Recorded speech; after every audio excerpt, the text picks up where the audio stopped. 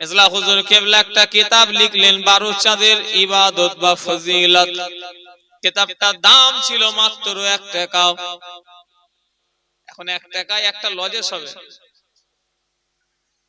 এখন 1 টাকায় হয়তো একটা ভালো চকলেট একটা কিনতে গেলি 10 টাকা 5 টাকা পড়ে যায়। কথা ঠিক না ভুল? 1 টাকায় ভালো চকলেট হবে? কিতাবটার দাম ছিল 1 টাকা। আজকেকারের কথা না, কিতাবটা আমার কাছে আছে। ফুরফুরা শরীফের মেজলা হুজুর কেবলা কিতাবটা লিখলেন।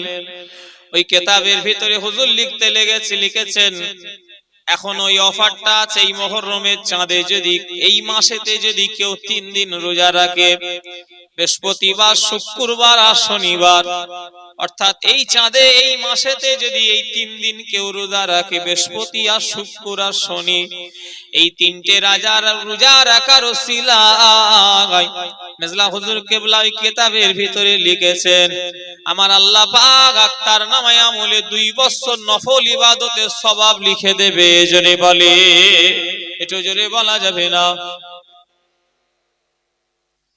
এই মাসের কদিন কি কি বার? না, বৃহস্পতি, শুক্র, শনি। বৃহস্পতিবার, শুক্রবার আর শনিবার।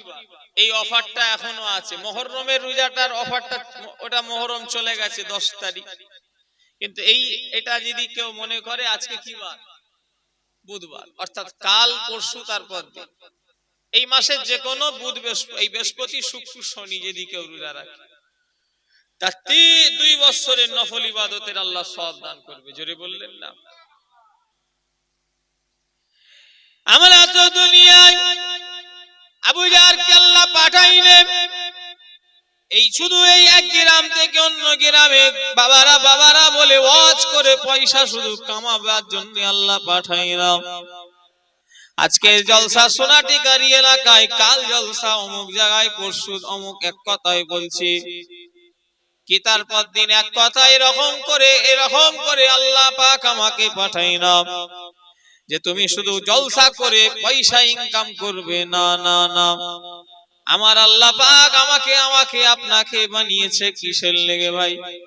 ওমা খালাকতুল জিন্না ওয়াল ইনসা ইল্লা লিয়াবুদুন। আমার আল্লাহ পাক আপনাকে আমাকে বানালেন একমাত্র শুধু তিনার ইবাদতের জন্য। জোরে বলে, একটু জোরে বলা যাবে না?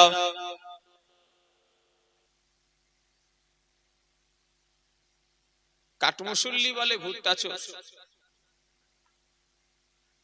হই হই করে শুধু ঘুরছে। আল্লাহ গুনাহ মাফ করে। এদিকে আমলের জায়গায় দেখো একদম নেই। নবীর উম্মতিরা এই মাস হলো দোয়া কবুলের মাস। এই মাসের যে 10 তারিখ চলে গেল, আবার আল্লাহ যদি কোনোদিন বাঁচিয়ে রাখে তবে পাবো, না হলে পাবো না।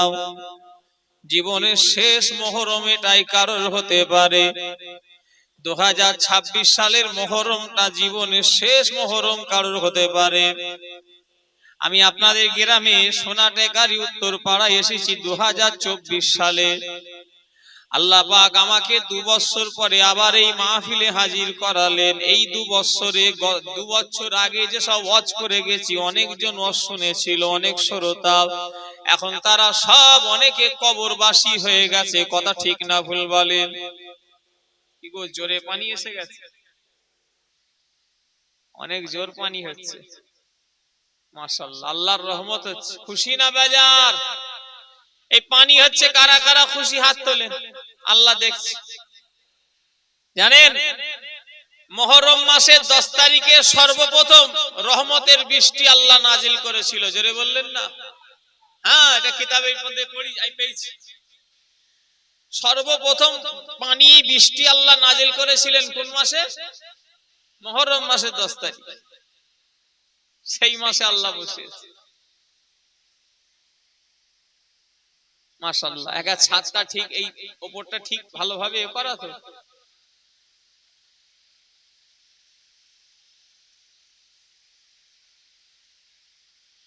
নবীর উম্মতিরা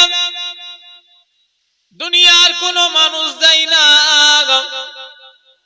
কমিটি ছেলেরা যদি ভেবে লাই এ পানি তো আমাদের একটুখানি পানিটা পরে হতে পারলো না, নাউজুবিল্লাহ বলতে আছে যে পানিটা যদি 12টার পরে হতো খুব ভালো হতো। নাউজুবিল্লাহ। আল্লাহ যেটা ভালো বোঝেন তিনি সেটা করেন।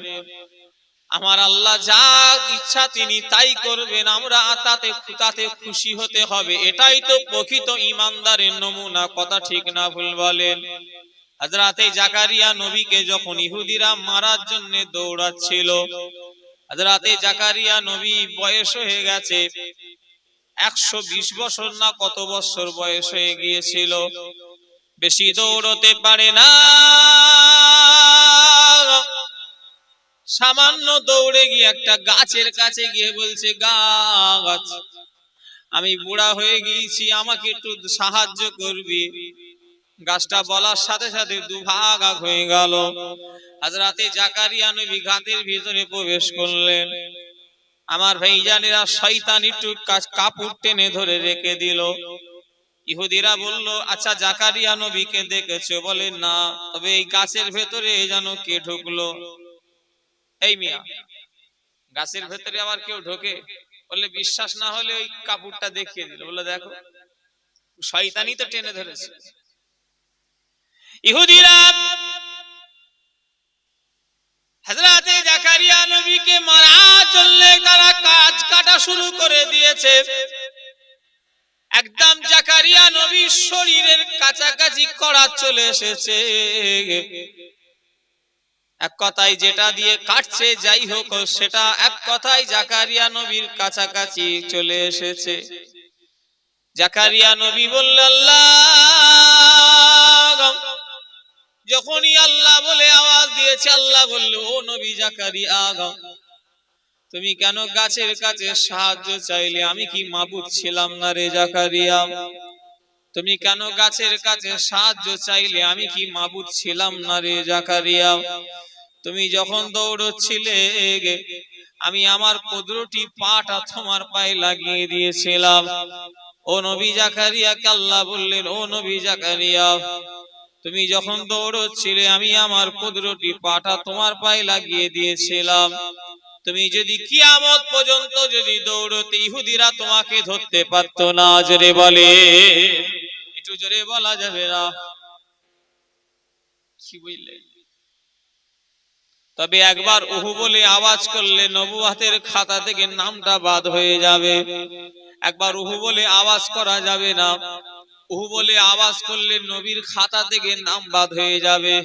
হযরতে জাকারিয়া নবীর দেহ ভাগ হয়ে গেল, তিনি খামোশ খেয়ে গেলেন, উহু বলে আওয়াজও করলেন না। জোরে বলে, একটু জোরে বলা যাবে না? চারটিখানি কথা, একটা শরীর দুভাগ হয়ে যাচ্ছে, তাও উহ বলে আওয়াজ করছে না। আমরা কোথায়? আমরা একটু গরিব হয়ে গেলে আল্লাহ ওর পানে চেয়েছে, আমার পানে চাইনি। এরকম কথাবার্তা গ্রামগঞ্জে শোনা যায় না? যায়নি? কথা বলে না। হ্যাঁ, আল্লাহ ওর পানে চেয়েছে, আমার পানে এখন চাইনি। নাউজুবিল্লাহ বললেন না? ইস, আল্লাহ একজনের পানে চাই। আল্লাহ শুধু ধনীদের দিকে চাই, গরিবদের দিকে চাইনি। নাউজুবিল্লাহ। কি বুঝাতে চাইছো?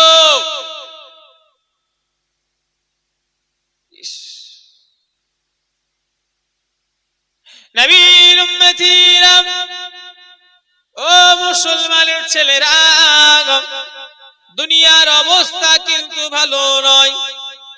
আজ মুসলমান মার খাচ্ছে, জেনে রেখে দেন আমার ভাইরা।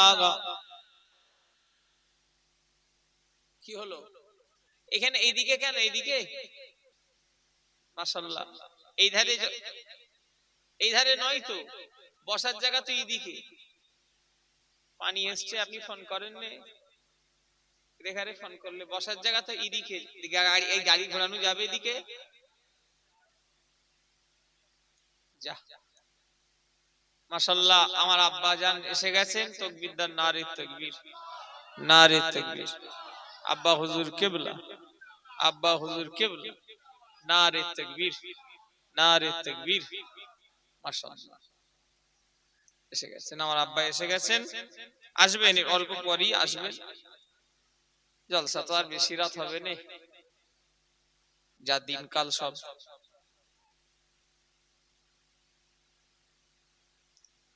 আল্লাহ যতটুকু হয় হবে, কি কথা ঠিক না ভুল বলেন? ইনশাআল্লাহ। নবীর উম্মতিরা, ও মুসলমানের ছেলেরা, আমার আল্লাহ যাকে বাঁচাবে তাকে মারার ক্ষমতা কারণ নাই, আর আমার আল্লাহ যাকে মারবে তাকে বাঁচাবার ক্ষমতা কারণ নাই। আমার ভাইরা, আল্লাহর ক্ষমতা হলো সব থেকে আগে, আল্লাহর আগে কারোর ক্ষমতা যেতে পারে না। আমার ভাই জানেরা, আজ XYZ যে বা যারা মনে করছে মুসলমানদের ঘরে আমরা বিপদে ফেলে দেবো, না না না, এই মুসলমানদের ঘরে বিপদে ফেলতে গিয়ে ফিরাউন ধ্বংস হয়ে গেছে। ইমানদারদের ঘরে, এই ইমানদারদের ঘরে বিপদে ফেলতে গিয়ে আমার ভাই জানের আগা নমরুদ ধ্বংস হয়ে গেছে। এই ইমানদারদের ঘরে বিপদে ফেলতে গিয়ে আবু জাহেল সেও ধ্বংস হয়ে গেছে। কথা ঠিক না ভুল বলেন? পৃথিবীতে যারা ইমানদারদের ধ্বংস করতে গিয়েছে তারাই তাদের ঘরে আমার আল্লাহ তাদের ধ্বংস করে দিয়েছে। কথা ঠিক না ভুল বলেন? আজকে XYZ যে বা যারা যারা মনে মনে করছে আমরা মুসলমানদের ঘরে বিরাট আজকে চাপে রেখে দিয়েছি, না না না, আমাদের জন্য দুনিয়াটাই হলো জেলখানা। আর দুনিয়া ও সিজলুল মুমিনিন ওয়া জান্নাতুল কাফিরিন, দুনিয়া হলো মুমিনদের লেগেই জেলখানা, কাফের মুশরিক বেদিনদের লেগে হলো জান্নাত। অর্থাৎ আমাদের লেগে দুনিয়াটা হলো জেলখানা, কষ্টের জায়গা। কথা ঠিক না ভুল বলেন? একটু কথা বলেন। হ্যাঁ, কেউ কিছু করতে পারবে না। যদি কেউ ভেবেলেন আমাদের ঘরে কেউ মারবে পারবে না, আমাদের যে আল্লাহ যদি বাঁচায় কেউ আমাদের মারতে পারবে? একটু জোরে বলেন। আর আল্লাহ যদি মারে কেউ আমাদের বাঁচাতে পারবে? যদি কেউ মনে করে অমুক নেতা বাঁচিয়ে নেবে, তমুক নেতা বাঁচিয়ে নেবে, কোন নেতা বাঁচাবেও নে মারবেও নে। কেন? বাঁচার আর মরার মালিক একমাত্র আল্লাহ। কথা ঠিক না ভুল জোরে বলেন? নবীর উম্মতিরা, হযরত ইউনূস আলাইহিস সালাম, হযরত ইউনূস নবী, মাছের পেটে ইউনূস নবীকে মাছ গিলে ফেললো। অনেক দিনে ইখতিলাফ এসেছে ইউনূস নবী মাছের পেটে কতদিন ছিলেন, এই নিয়ে ইখতিলাফ আছে, সংখ্যাটা নিয়ে ইখতিলাফ রয়েছে। মাছের পেটে ইউনূস নবী অনেক দিন থাকলেন, ওখানেও আল্লাহ বাঁচিয়ে রেখেছিলেন। জোরে বলেন। আমার ভাই জানেরা, লা ইলাহা ইল্লা আনতা সুবহানাকা ইন্নী কুনতু মিনাজ জালিমিন। লা ইলাহা সবাই পড়ে, লা ইলাহা ইল্লা আনতা ইন্নী কুনতু, লা ইলাহা ইল্লা আনতা সুবহানাকা ইন্নী কুনতু মিনাজ জালিমিন। লা ইলাহা ইল্লা আনতা সুবহানাকা ইন্নী কুনতু মিনাজ জালিমিন। আমার আল্লাহ ইউনূস নবীকে মাছের পেট থেকে আল্লাহ বাহির করলেন, সেটা ওই মুহররমের 10 তারিখ ছিল। জোরে বলেন। একটু জোরে বলা যাবে না? কত মোতাবারক মাস বসেছে। আর এই মাসে দেখো না, একটু বসবে তা নাই, সব জিলিপি খেচ্ছে, ফুচকা খেচ্ছে, এই করছে, আল্লাহ শুধু হই হই হই হই করছে। নবীর উম্মতিরা, ও মুসলমানের ছেলেরা, হযরত নূহ নবী, যিনাকে দ্বিতীয় আদম আলাইহিস সালাম বলা হয়, হযরত নূহ নবী জামানায় আল্লাহ বিশাল একটা বন্যা দিল, বিশাল বন্যা। আমার ভাইজানেরা, শোনা কথা যায় কি যে বৈজ্ঞানিক চাঁদে গিয়েছিল, তার নাম হলো নীল আর্মস্ট্রং। সে নাকি চাঁদে গিয়ে মাছের কাঁটা পেয়েছিল। গবেষণা করে দেখা গেল নাকি ওটা নূহ নবী জামানায় প্লাবনের সময়। এটা আমার শোনা কথা, আল্লাহই জানে সত্য মিথ্যা। তবে কেনান ছিল 140 হাত লম্বা। সেই কেনানকেও আমার আল্লাহ ধ্বংস করে দিয়েছে। কত হাত লম্বা ভাই? 140 হাত লম্বা ছিল নূহ নবীর ছেলে কেনান। সে আল্লাহকে মানলো না বলে আল্লাহ তাকেও ধ্বংস করে দিয়েছে। আর আমি কোথায় পীরের ঘরের ছেলে, নবীর ঘরের ছেলেকে ধ্বংস হয়ে গেছে, আর আমি কোথায় পীরের ছেলে? পীর বড় না নবী বড়? একটু কথা বলে না। পীরের আওলাদ বলি যে মনে করুনি একদম সব লাট সাহেব হয়ে গেছি, না। নবীর ছেলে কোথায় কেনান, সে জাহান্নামে হয়ে গেল, আর আমি পীরের ছেলে বলতে পারবো? আমি পীরের ছেলে হয়ে বলতে পারবো আমি জান্নাতে যাব কি আমার বিরাট দাম বলতে পারবো? নবীর ছেলে কেনান সে জাহান্নামী হয়ে গেল গো, আর আমি তুমি তো দূরের কথা। হ্যাঁ, পীরের ছেলে হোক আর যাই হোক, ভ্যানলার ছেলে হোক, ঈমান আমল যদি থাকে আল্লাহ ঠিক নাজাত দেবে। কথা ঠিক না ভুল রে বলে? হ্যাঁ, ওলি হওয়ার লেগে কোনো বংশের দরকার লাগে না। সিদ্দিক ওলি হওয়ার লেগে লাগে না, সৈয়দ ওলি হওয়ার লেগে লাগে না, ওলি হওয়ার লেগে দাদা হুজুরের আওলাদ হতে হবে না, ওলি হওয়ার লেগে খাজা হুজুরের আওলাদ হতে হবে না, ওলি হওয়ার লেগে বড় পীর সাহেবের আওলাদ হতে হবে না, ওলি হওয়ার লেগে আপনাকে পীরজাদা হতে হবে না, ওলি হওয়ার লেগে আপনাকে বড় বংশেই জন্মগ্রহণ করতে হবে না। আল্লাহর ওলি একটা ভ্যানওয়ালা হতে পারবে, ডাবওয়ালা হতে পারবে, আল্লাহর ওলি একটা মাঠে খাটা চাষি হতে পারবে, আল্লাহর ওলি একটা টোটোওয়ালা হতে পারবে, আল্লাহর ওলি একটা ভ্যান চালক হতে পারবে। এক কথায় যারাই আল্লাহর হয়ে যাবে তারাই আল্লাহর ওলি হয়ে যাবে। জোরে বলে, একটু জোরে বলা যাবে না? কথা ঠিক না ভুল? জোরে বলে।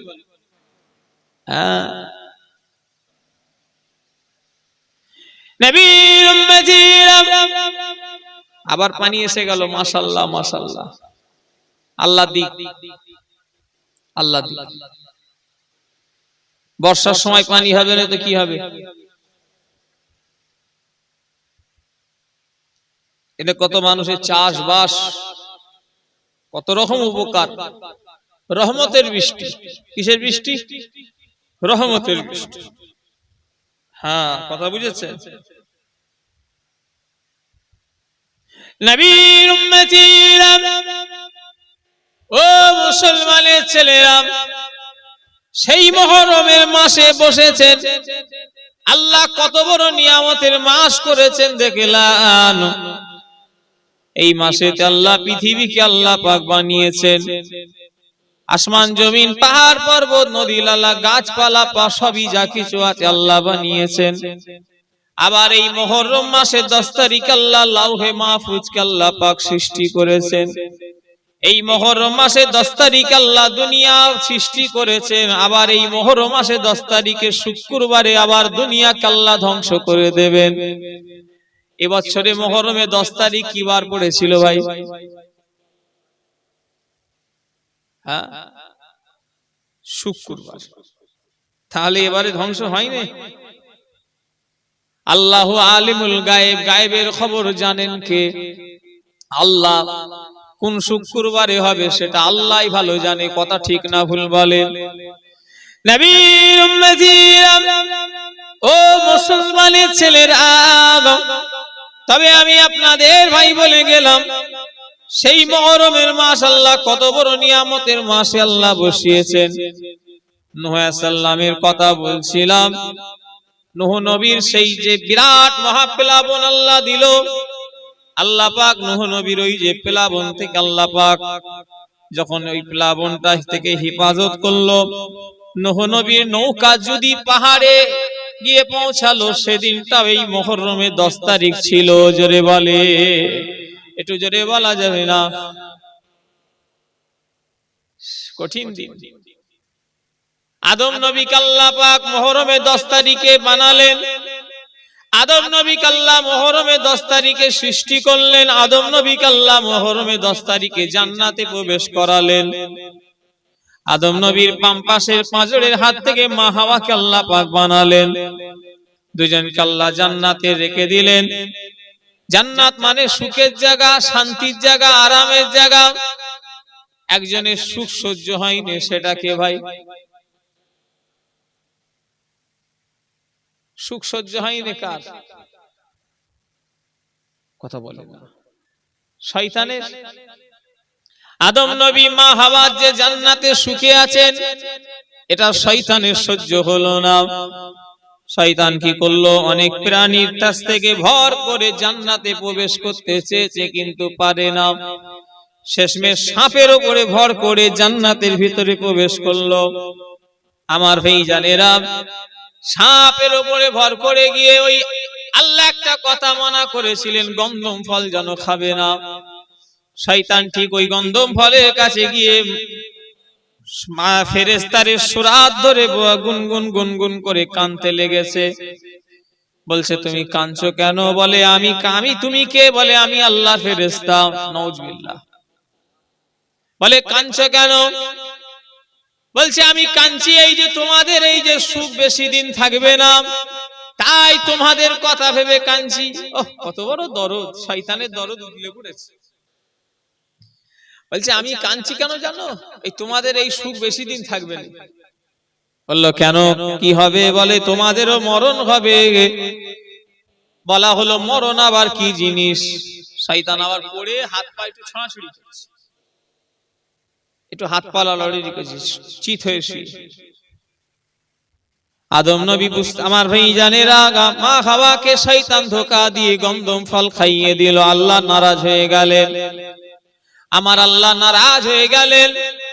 আদম নবীর গুনাহ নয়, এখানে একটা কথা, আমাদের গুনাহ হবে। নবীদের কোনো গুনাহ নাই, সমস্ত নবীরা হলো বেগুনাহ।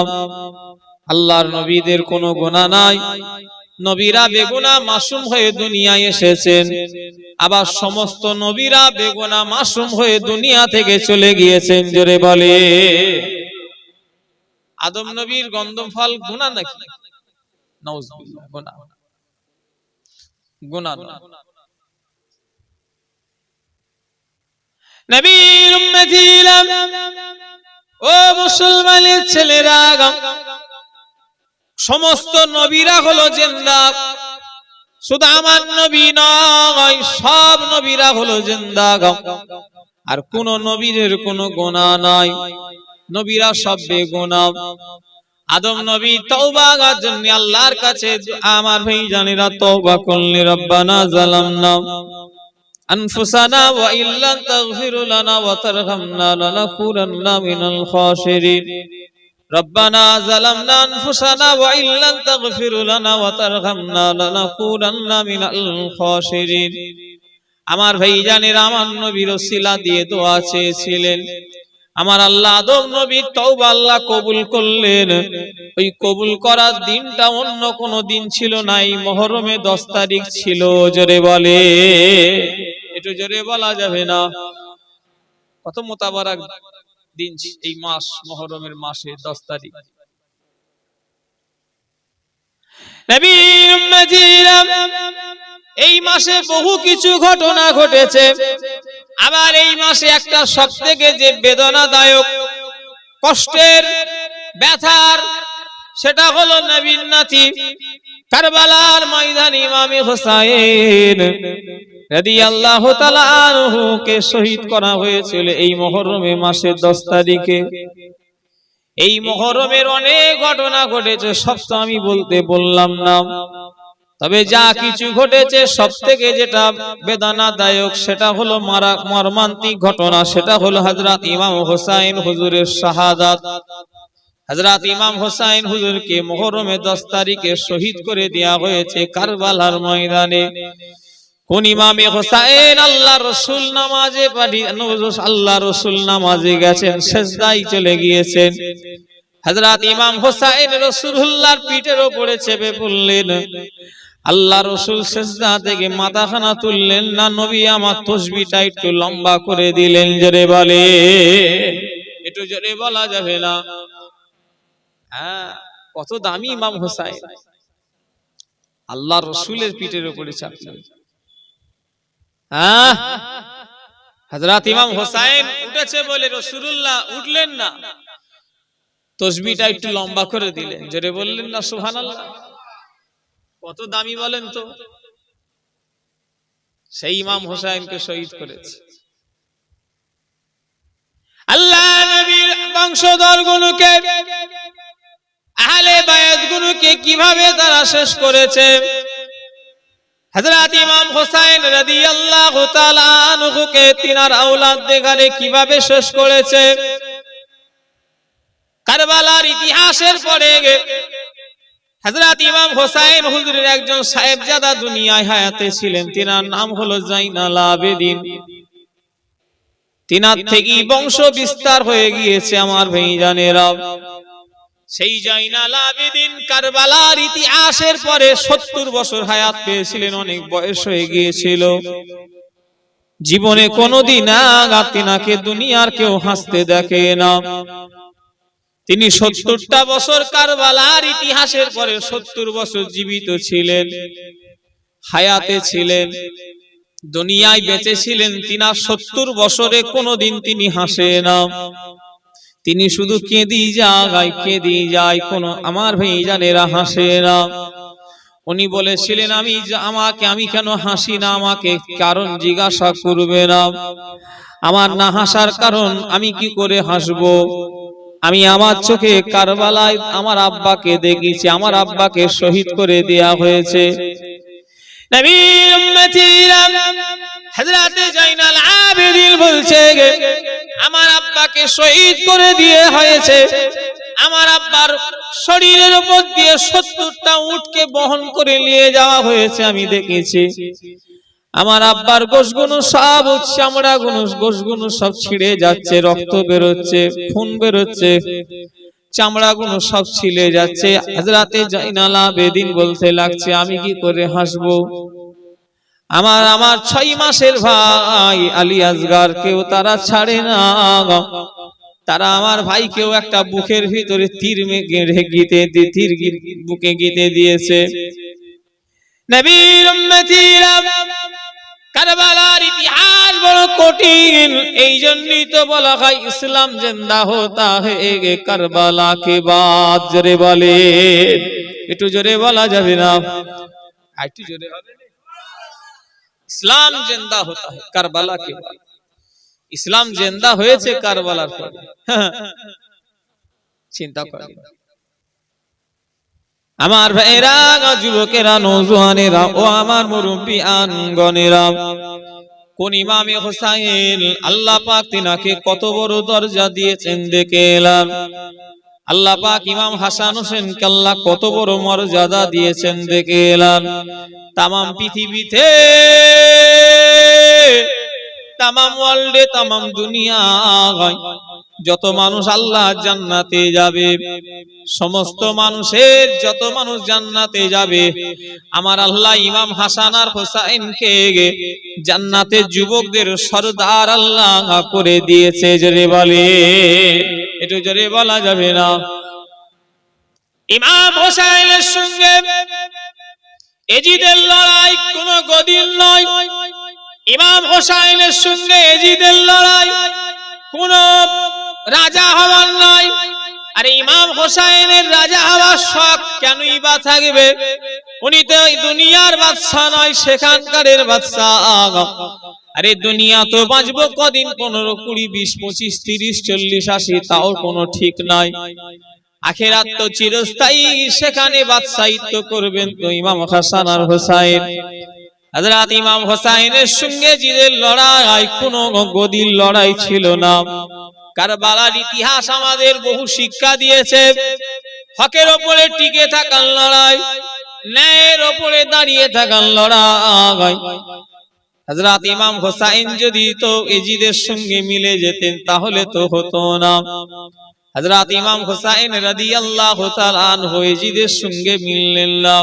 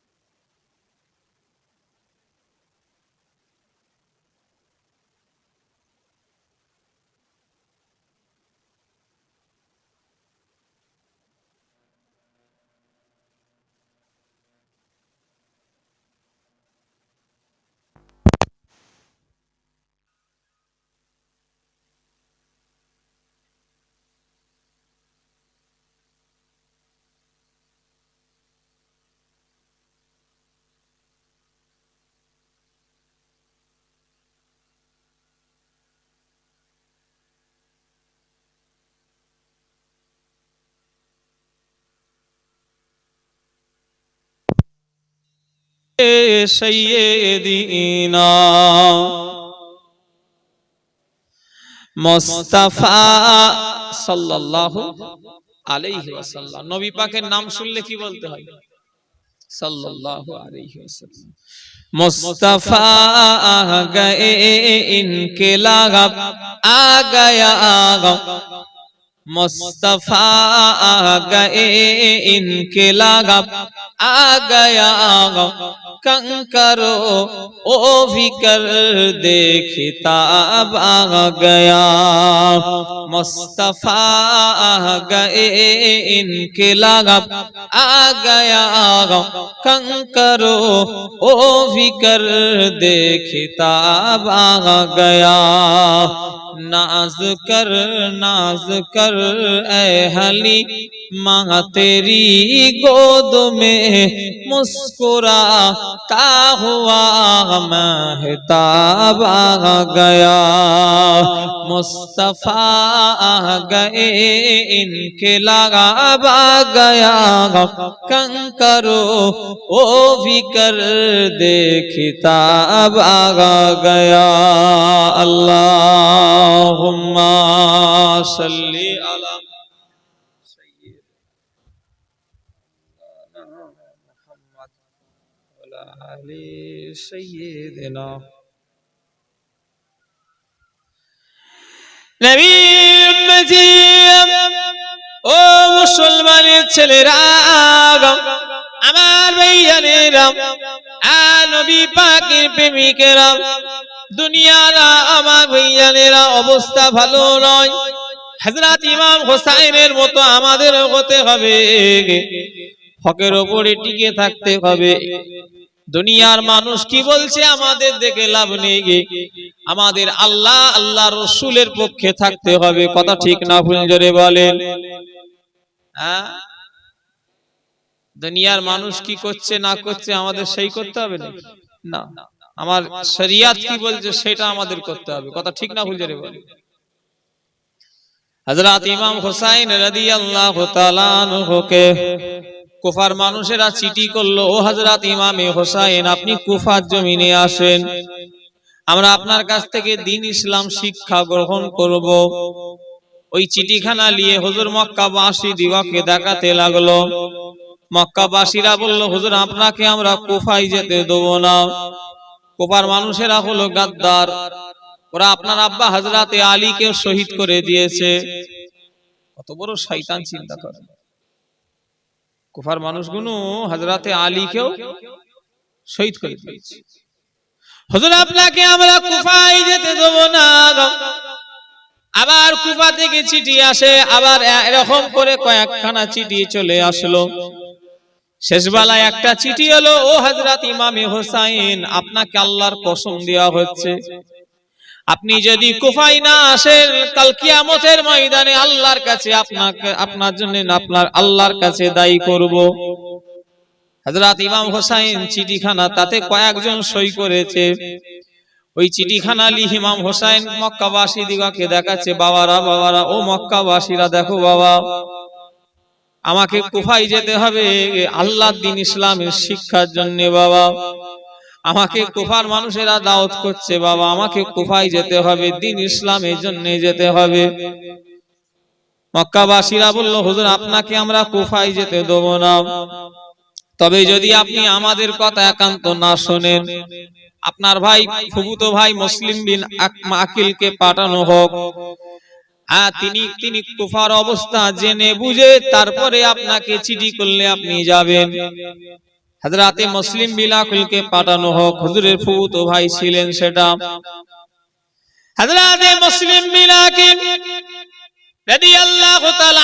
আনহু তিনার দুই সাহেবজাদা মুহাম্মদ আর ইব্রাহিম এই 7-8 বছরের এক কথায় বাচ্চা হবে তাদের গাড়ি নিয়ে কুফার দিকে রওনা হয়ে গেলেন অনেক রাস্তা অনেক পথ অতিক্রম করে কুফা জামে মসজিদে গিয়ে পৌঁছালেন এক এক করে মানুষ আস্তে হযরত ইমাম মুসলিমের কাছে ইমাম হোসেনের নামে 40,000 মানুষ বায়াত হয়ে গেলেন 40,000 কত বড় মুনাফিক চিন্তা করেন এর মধ্যে আছে 40,000-এর ভিতরে। আল্লাহ গুনাহ মাফ করে। নবীর উম্মতিরা এই 40,000 মানুষ বায়াত হয়ে গেল।